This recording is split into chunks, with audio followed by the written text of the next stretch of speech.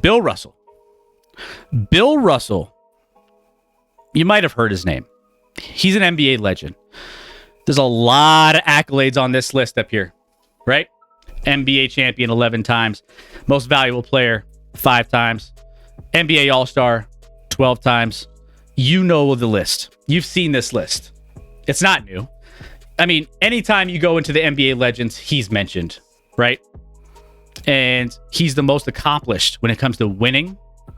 I'm going to dive into that in a minute. But what matters even more is the kind of guy that he was off the court and how he handled adversity and how he cemented his legacy off the basketball court. You think these accolades are insane here? You have, I mean, it's insane what he dealt with off the court.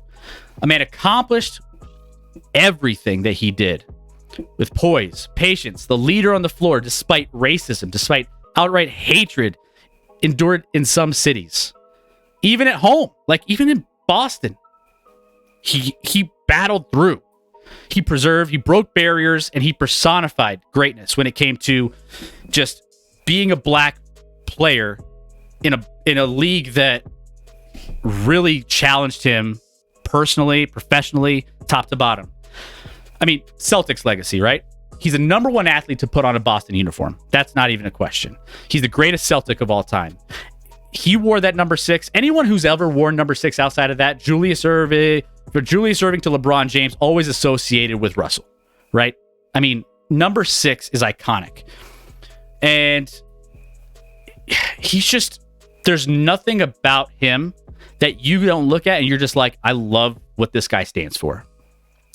And we almost overlooked that Russell was the first black professional head coach of any major North American sport. We almost forget he won 2 championships as a player coach.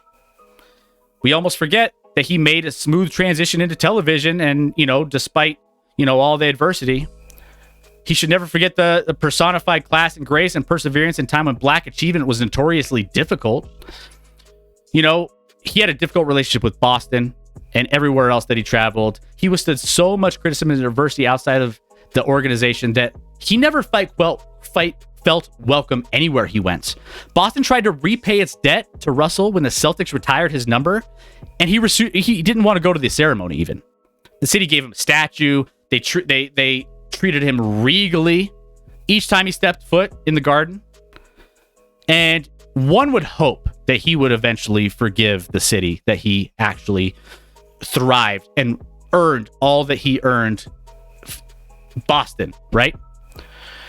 He bonded with players young enough to be his great grandsons. I mean, this is, when it comes to his NBA involvement, when's the last time you turned on the TV for like an NBA All-Star game or, any kind of major event in NBA and haven't seen Bill Russell in that picture?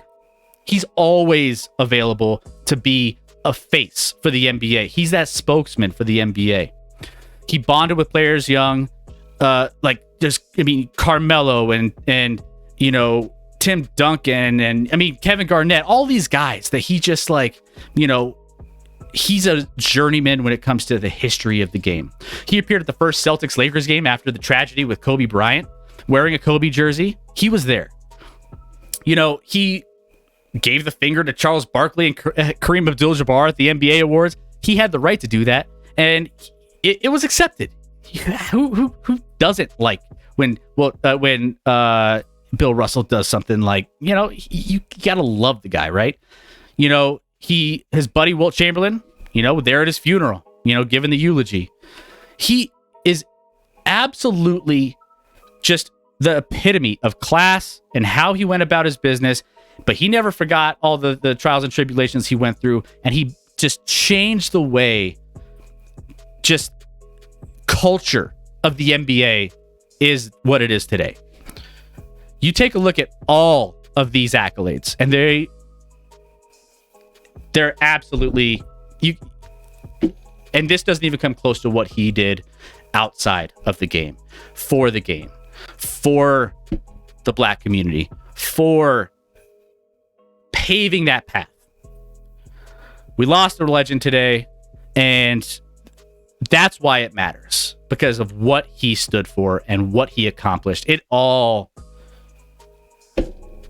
just a class act. Bill Russell, rest in peace.